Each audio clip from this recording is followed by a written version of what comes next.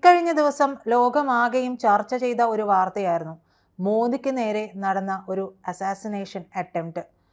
ഇത് തടഞ്ഞത് റഷ്യയാണ് എന്നും ചൈനയും ഇതിനൊപ്പം ഉണ്ട് എന്നുമൊക്കെയുള്ള വാർത്തകൾ വന്നു. അതിനിടയിൽ ഏറ്റവും സംശയം ഉണർത്തിയത് എല്ലാവരും ഇത് തന്നെ ആയിരിക്കാം കാരണമെന്ന് കരുതാനുള്ള ഒരു കാരണം എന്ന് പറയുന്നത് മോദി നടത്തിയ പ്രസംഗത്തിലെ ചില വരികളാണ്. അത് നമ്മൾ മുമ്പ് പറഞ്ഞു പോയതാണ്, എങ്കിലും അത് ഇങ്ങനെയായിരുന്നു: നിങ്ങൾ എന്തിനാണ് ഇപ്പോൾ കൈയടിച്ചത്? അദ്ദേഹം പ്രസംഗത്തിനിടെ ചോദിക്കുകയാണ്, നിങ്ങൾ എന്തിനാണ് ഇപ്പോൾ കൈയടിച്ചത്? ഞാൻ തിരിച്ചു വന്നു എന്നതുകൊണ്ടാണോ എന്നുള്ളതാണ്. സത്യത്തിൽ അതൊരു ചോദ്യം തന്നെയായിരുന്നു. ഇത്തരത്തിലൊരു നീക്കം നടന്നിരുന്നുവെന്ന് 100% നമ്മൾ വിശ്വസിച്ചു പോകുന്ന ഒരു സാഹചര്യം കൂടിയായിരുന്നു ആ കടന്നുപോയത്. നമ്മുടെ രാജ്യത്തിനു നേരെ പലതരത്തിലുള്ള ശക്തികൾ പ്രവർത്തിക്കുന്നുണ്ട്, നമുക്ക് ആഭ്യന്തര ശത്രുക്കൾ കൂടിയുണ്ട് എന്നുള്ളത് നമ്മൾ നിരന്തരം പറഞ്ഞുകൊണ്ടിരിക്കുന്ന കാര്യമാണ്. വളരെ അവിചാരിതമായിട്ടുള്ള ചില കാര്യങ്ങളാണ് ഇപ്പോൾ നടന്നുകൊണ്ടിരിക്കുന്നത്. ഒന്ന്, മോദിക്ക് നേരെയുള്ളത്.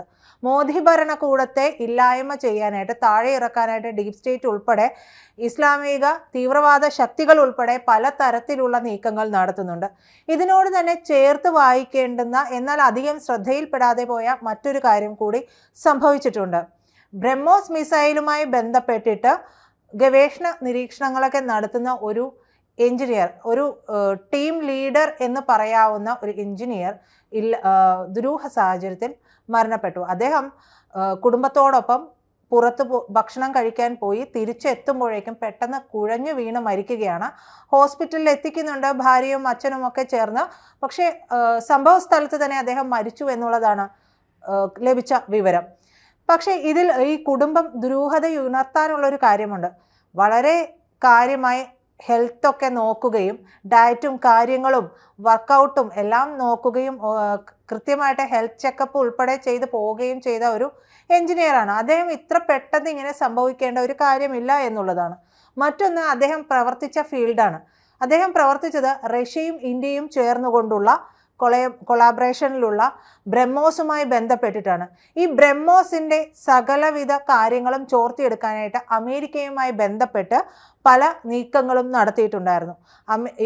പാകിസ്ഥാനിലെ കിർന ഹിൽസിൽ നമ്മൾ ബ്രഹ്മോസ് അവരുടെ ആണവ നിലയത്തിൻ്റെ വാതുക്കലിട്ട് നമ്മൾ ബ്രഹ്മോസ് പൊട്ടിച്ചപ്പോൾ അവിടുന്ന് കിട്ടിയത് മുഴുവനും ചുരണ്ടി എടുത്തുകൊണ്ട് പോയി പല നിരീക്ഷണങ്ങളും ഒക്കെ നടത്തി.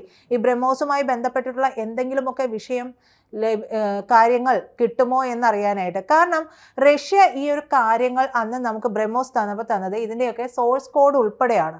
ഇതിന് പിന്നാലെയാണ് നമ്മൾ ബ്രഹ്മോസിൻ്റെ അതായത് ന്യൂ ജനറേഷൻ സംയുക്തമായിട്ട് നിർമ്മിക്കാൻ പോകുന്നത്. അപ്പോൾ അതിൻ്റെ ഉയിരും ആത്മാവും എല്ലാം കൊടുക്കുന്നത് ഇന്ത്യ തന്നെയാണ്. സോഴ്സ് കോഡ് ഉൾപ്പെടെ തരികയാണ്. അപ്പോൾ അതിൽ പല തരത്തിലുള്ള മാനിപ്പുലേഷനൊക്കെ നമുക്ക് നടത്താൻ കഴിയും. ഇത് നടത്താൻ കഴിയുന്നതിനിടയ്ക്കാണ് ഈ പറയുന്ന അമേരിക്ക പല രീതിയിൽ റഷ്യയുമായി ചേർന്നിട്ടൊക്കെ പല രീതിയിൽ ഇതിൻ്റെ വിവരങ്ങളൊക്കെ പങ്കിട്ടെടുക്കാൻ നോക്കി. പക്ഷേ നടന്നില്ല. സോഴ്സ് കോഡ് ഉൾപ്പെടെ ഒന്നും കൊടുക്കുന്നില്ല. ആ സോഴ്സ് കോഡ് ഉൾപ്പെടെയുള്ള എല്ലാ കാര്യങ്ങളും റഷ്യ നൽകുന്നുണ്ടെങ്കിൽ അത് ഇന്ത്യക്ക് മാത്രമാണ്. അത് അമേരിക്കയെ സംബന്ധിച്ച് വലിയൊരു തിരിച്ചടി കൂടിയാണ്. കാരണം ഈ ബ്രഹ്മോസ് വന്ന് വീണപ്പോഴാണ് ഇതിൻ്റെ ആഘാതം എത്രത്തോളം ഉണ്ട് എന്നുള്ളത് അവർ മനസ്സിലാക്കുന്നത്. ഒരു പേലോഡ്, എത്രത്തോളം പേലോഡ് ഇതിനകത്ത് ഉപയോഗിച്ചിട്ടുണ്ട്, അതായത് ഇതിൻ്റെ സാങ്കേതികപരമായിട്ടുള്ള കാര്യങ്ങളൊക്കെ ചേർന്നതാണ് പേലോഡ് എന്ന് പറയുക. അപ്പോൾ ഇവർ എത്രത്തോളം ഇതിൽ കാര്യങ്ങൾ ഉപയോഗിച്ചിട്ടുണ്ട്. വളരെ ചെറിയ ശതമാനം പേലോഡ് ഉപയോഗിച്ചുകൊണ്ട് ഇത്രയും വിനാശകരമായിട്ടുള്ള രീതിയിൽ ആക്രമണം നടത്താൻ കഴിയുന്ന ഒരു മിസൈൽ ഉണ്ടെങ്കിൽ അത് മാനിപ്പുലേറ്റ് ചെയ്ത് വരുമ്പോൾ, അത് ഇന്ത്യയുടെ കയ്യിലെത്തി മാനിപ്പുലേറ്റ് ചെയ്തു വരുമ്പോഴേക്കും അതിൻ്റെ ഒരു ആഘാതം എന്ന് പറയുന്നത് ചിന്തിക്കാവുന്നതിനൊക്കെ അപ്പുറമായിരിക്കും. അപ്പോൾ ആ ഒരു ഭയം, നമ്മൾ പറയില്ലേ അന്ധഭയം ഇറുക്കണമെന്ന്, ആ ഭയം അമേരിക്കയ്ക്കുണ്ട്. ഈ ബ്രഹ്മോസ് നമ്മുടെ രാജ്യത്ത് നിർമ്മിക്കാൻ പോകുന്നു. അതിന് വേണ്ടുന്ന എല്ലാ സാങ്കേതിക വിദ്യകളും എല്ലാ കാര്യങ്ങളും എല്ലാം ചെയ്യുന്നു. ഇന്ത്യയുടെ ബ്രെയിൻ എന്ന് പറയുന്നത് നമ്മുടെ ശാസ്ത്രജ്ഞരുടെയും ശാസ്ത്ര ലോകത്തിൻ്റെയൊക്കെ ബ്രെയിൻ എന്ന് പറയുന്നത് അമേരിക്കയ്ക്ക് ചിന്തിക്കാൻ കഴിയുന്നതല്ല. അവിടെയുള്ള വലിയ സാങ്കേതിക വിപ്ലവങ്ങളൊക്കെ ഇപ്പോഴും നടക്കുന്നുണ്ടെങ്കിൽ അതിന് പിന്നിൽ പ്രവർത്തിക്കുന്നത് സത്യത്തിൽ നമ്മൾ അതിലേക്ക് ഇറങ്ങിച്ചെന്നാൽ അത് ഇന്ത്യൻ തലച്ചോറുകൾ തന്നെ ആയിരിക്കും എന്നുള്ളത് യാതൊരു സംശയവും വേണ്ട. അപ്പോൾ അത്രത്തോളം നമ്മുടെ സയൻറ്റിസ്റ്റുകളെ ഭയപ്പെടുന്നുണ്ട് അമേരിക്ക. ഇതിൻ്റെ കാര്യങ്ങളെല്ലാം ചുരണ്ടിയെടുക്കാൻ വേണ്ടിയിട്ടുള്ള പലതരത്തിലുള്ള കാര്യങ്ങൾ ഇവിടെ നടക്കുന്നുണ്ട്. ഒന്ന്, മോദിയെ ഇല്ലാതെയാക്കാൻ വന്ന ഒരു CIA ചാരനാണ് ധാക്കയിൽ വെച്ച്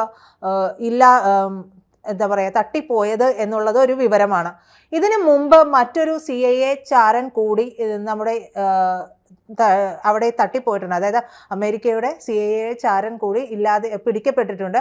അപ്പോൾ ഇവർ രണ്ടുപേരും, മരിച്ചതും പിടിക്കപ്പെട്ടതുമായിട്ടുള്ള ഈ വ്യക്തികൾ രണ്ടുപേരും ചേർന്നുകൊണ്ട് വല്ല സംഭവങ്ങളും നടത്താനായിട്ട് ഇന്ത്യയിലേക്ക് ഇറങ്ങി തിരിച്ചതാണോ എന്നുള്ളത് വളരെ സംശയാസ്പദമായിട്ടുള്ള കാര്യമാണ്.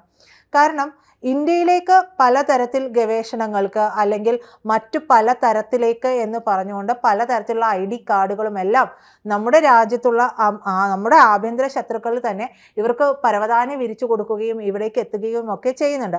അപ്പോൾ പല ഇടങ്ങളിൽ വെച്ച് ഇന്ത്യയുടെ ശത്രുക്കളെല്ലാം ഇല്ലാതെയാകുമ്പോൾ അവിടെ ആണോ എന്നുള്ള സംശയം പോലും ഈ പാശ്ചാത്യ ലോകം ഉയർത്തുന്നത് നമുക്കെതിരെ തന്നെയാണ് ഇവരെല്ലാം പ്രവർത്തിച്ചത് എന്നുള്ളതിനൊരു തെളിവ് കൂടിയാണ്. ഇപ്പം ഈ പറയുന്ന ആകാശ് ദീപ് ഗുപ്ത എന്ന് പറയുന്ന യുവ എഞ്ചിനീയറുടെ കാര്യത്തിലും ഇത്തരത്തിലുള്ള മോദിയുടെ രീതിയിൽ ഉണ്ടായിട്ടുള്ള ആശങ്ക ഈ ഒരു യുവ എഞ്ചിനീയറുടെ കാര്യത്തിലും ഉണ്ടായിട്ടുണ്ടെങ്കിൽ അതിന് പിന്നിലും ഇത്തരത്തിലുള്ള സംശയങ്ങൾ ഉണ്ടാകാനുള്ള കാരണം അത് തന്നെയാണ്. ബ്രഹ്മോസുമായി ചേർന്ന് പ്രവർത്തിക്കുന്ന ആളാണ്. ഇതിനു മുമ്പ് ഈ ആകാശ് ഗുപ്തയുമായി ബന്ധപ്പെട്ട് എന്തെങ്കിലും തരത്തിൽ വിവരങ്ങൾ ചോർത്തിയെടുക്കാൻ ശ്രമിച്ചിട്ടുണ്ടോ? ആകാശ് ഗുപ്തയ്ക്ക് ആരെങ്കിലുമായി ബന്ധമുണ്ടോ? അല്ലെങ്കിൽ ഈ എഞ്ചിനീയറെ സ്വാധീനിക്കാൻ ശ്രമിച്ചിട്ടുണ്ടോ? ഇയാളുമായി ചുറ്റിപ്പറ്റി ഇയാളുടെ, അതായത് ആകാശ് ദീപ് ഗുപ്തയുടെ വിവരങ്ങൾ ചോർത്തിയെടുക്കാൻ ശ്രമിച്ചിട്ടുണ്ടോ എന്നുള്ളതൊന്നും നമുക്കറിയില്ല. ഇതിനെക്കുറിച്ചെല്ലാം അന്വേഷണം നടത്തേണ്ടതുണ്ട്.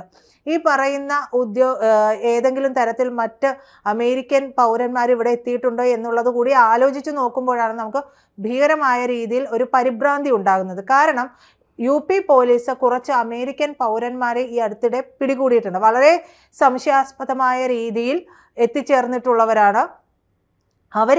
പലതരത്തിൽ ഇത്തരത്തിൽ ഇന്ത്യയോട് കാര്യങ്ങളെല്ലാം, അതായത് പലതരത്തിലുള്ള ഗവേഷണങ്ങളും അല്ലാതെയും ഒക്കെ ചെയ്യാൻ വേണ്ടി എന്ന് പറഞ്ഞിറങ്ങിയിട്ടുള്ളവരാണ്. അപ്പോൾ ഇവരെയെല്ലാം UP പോലീസ് ചോദ്യം ചെയ്യുന്നുണ്ട് എന്നുള്ള വിവരം നമുക്ക് ലഭിക്കുന്നുണ്ട്.